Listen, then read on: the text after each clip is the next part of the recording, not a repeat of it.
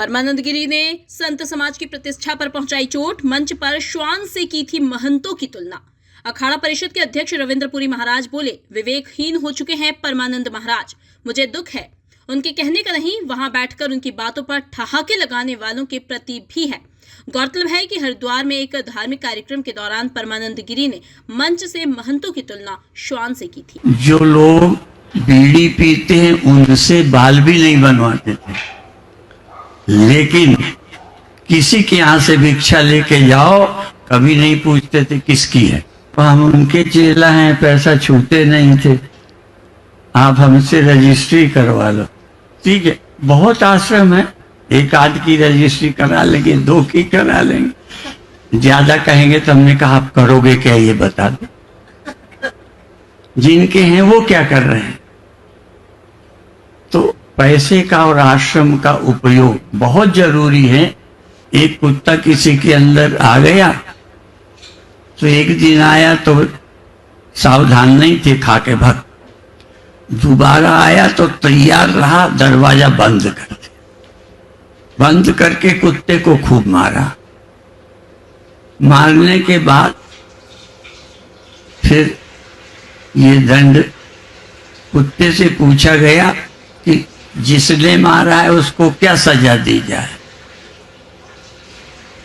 ये हमारे तुम्हारे लिए है। हाँ, क्या दंड दिया जाए? तो कुत्ते ने कहा इसको फला जगह का महंत बना दिया, महंत बना दिया जाए। तो उनका ये क्या वरदान मांग रहे हो, किस दंड मांग रहे हो? कह लगे मैं भी पहले महंत था, तो मैंने ऐसे ही बुरा व्यवहार किया तो कुत्ता तो अपने आप बन गए। इसलिए आश्रम और पैसा बहुत अच्छा है, बहुत खतरनाक है। और गुरबाणी में कहा एक जगह, धर्म बिना रही राज चले, नहीं राज बिना नहीं धर्म चले। बहुत बहुत आशीर्वाद, साधुवाद आप सबको। हमने भी वीडियो देखा जिसमें हमारे युग पुरुष स्वामी परमानंद गिरी जी महाराज ने बयान दिया है। उन्होंने एक दंत कथा सुनाई है। आप जानते हैं भारत में कभी भी कोई कथा लिख सकता है संतों के खिलाफ। पूरे हिंदुस्तान में आप जिसके भी खिलाफ कोई कथा, कोई भी आप आलोचना बनाना चाहेंगे, लिखना चाहेंगे, आप बना सकते हैं। परंतु हम कहाँ बैठे हैं, किस जगह पे बैठे हैं, कब हमें कैसी भाषा बोलनी चाहिए, संतों को अपनी मर्यादा में रहना चाहिए। और मुझे दुख है, जिस समय उनके वहाँ प्रवचन हो रहा था, ऐसी भाषा का प्रयोग किया जा रहा था, उस समय में श्रीमंत हरिगिरी और अखाड़े के सभी संत महंत जितने पदाधिकारी हैं, उस समय हम नासिक में मुख्यमंत्री जी के साथ पूरे विश्व को हम संदेश दे रहे थे कि नासिक में आओ, कुंभ करो, क्योंकि नासिक में भी बहुत बड़ा कुंभ होने जा रहा है। और मुझे दुख हुआ जिस समय हम नासिक की बैठक में पूरे विश्व को संदेश देने जा रहे हैं, दे रहे हैं, उस समय हरिद्वार में, उसी समय, ठीक उसी समय हरिद्वार में हमारे वरिष्ठ संत परमानंद गिरी जी महाराज, जो खुद एक संत होने के नाते राम जन्मभूमि के ट्रस्टी भी है। वो ट्रस्टी कैसे बने? क्योंकि उन्होंने भी भगवा पहना हुआ है, हम सब ने भगवा पहना है। और भगवाधारी ही भगवाधारी को ऐसी अभद्र भाषा का प्रयोग करे, मैं समझता हूँ उचित नहीं है। देखिए, उन्होंने ये कहा कि सभी जो संत है, एक कुत्ते की कथा, वो कथा सुनाई उन्होंने, वहाँ पे दृष्टांत दिया। मैं ये कहना चाहूँगा, ये कहना उचित नहीं है। और उसके साथ जितने भी लोग बैठे हुए थे, जो संत बैठे हुए थे, उसके अपने संत बैठे हुए थे, और एक माताजी बैठी हुई थी जिसका समान समारोह हो रहा था।